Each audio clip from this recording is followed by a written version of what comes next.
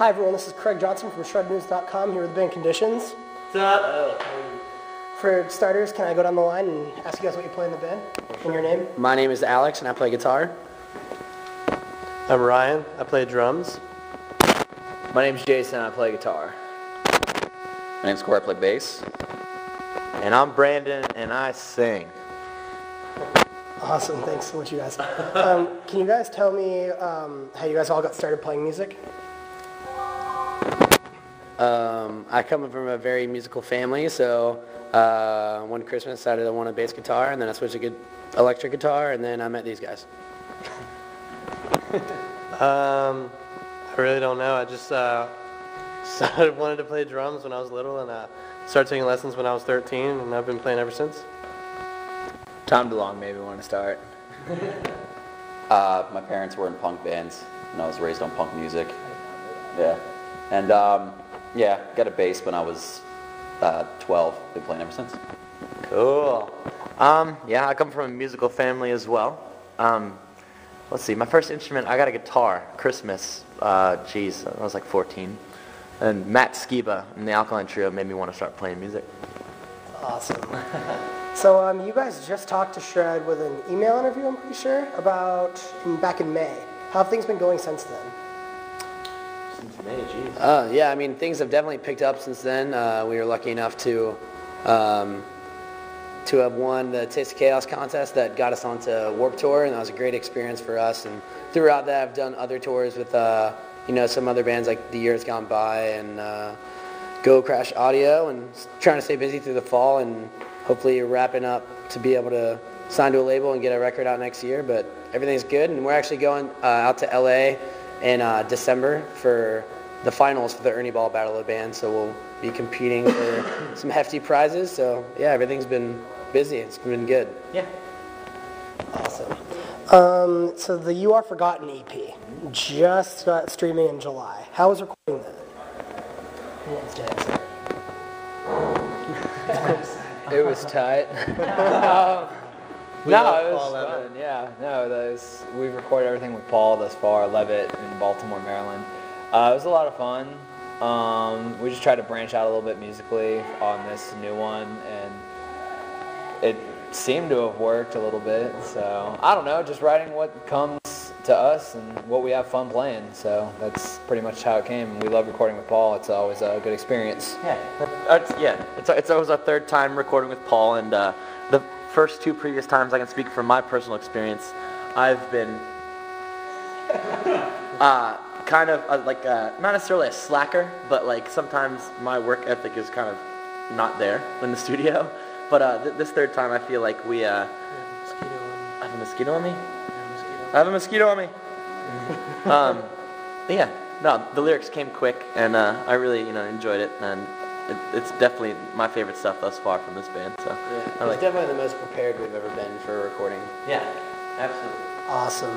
So your guys' band name is Conditions. Is there any meaning behind the name when you guys chose it? Mr. Alex. It comes from a quote from a composer, Nadia Boulanger, which the quote is, I always feel weird saying her name. I'm not very French, or don't like, I love French. Yeah, no, I was watching, that's a short side story. I was calling her name Bollinger for a long time because I just never saw any kind of accents on it until my oldest brother, who is a double major in music education and just this music snob, called me one time and he's like, "It's Boulanger, you idiot." And I didn't know, whatever. But the quote is, "The essential conditions of everything you do must be choice, love, and passion." And it's a little corny, but it means something to us. So we took conditions out of that. That's awesome. So you guys just got off tour with Go Crash Audio on the Shred sponsored tour. Can you guys tell me a little bit about that experience? Let's see. I mean, it was a fun tour. Unfortunately, Go Crash Audio kind of had some personal problems at home and it couldn't jump on until a little later. But regardless, I mean, the crowds were fun. We met a lot of great people. Played with a lot of fireworks, which is always a good thing. It was a good fun. It was a lot of fun. Yeah, we love those guys. One of the things that we, in the previous tours leading up to that, which inspired the name, we called it the Cornhole Across America tour, is we have a traveling cornhole set that we set up before shows, and we play and we have a lot of fun playing, and then we get other people involved, and it's kind of a cool bonding experience that you bring in just some random kids that are at the show and play cornhole with you because cornhole rules. Agreed. Does anyone else have anything to say? I nailed it. Yeah. Awesome. So, do you guys have any touring plans for the winter?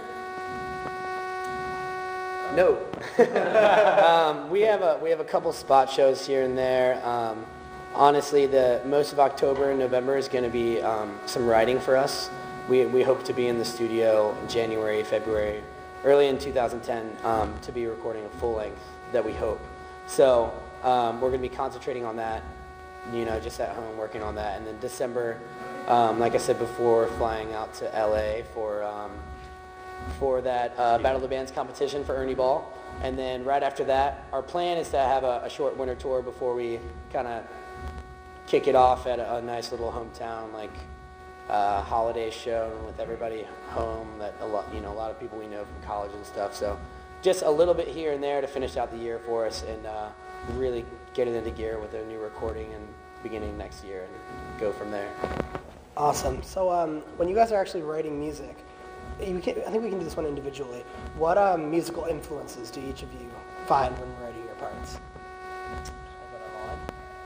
Well, as far as the writing in this band goes, Jason does a great majority of it, and we'll bring something to the table and we'll all kind of base around it. So there's definitely parts here and there that we, add our own flair into, and I think some of that is prevalent. I mean, I know most of us have some of our own favorite bands, but I really am into effects and stuff, and I try to keep buying more pedals.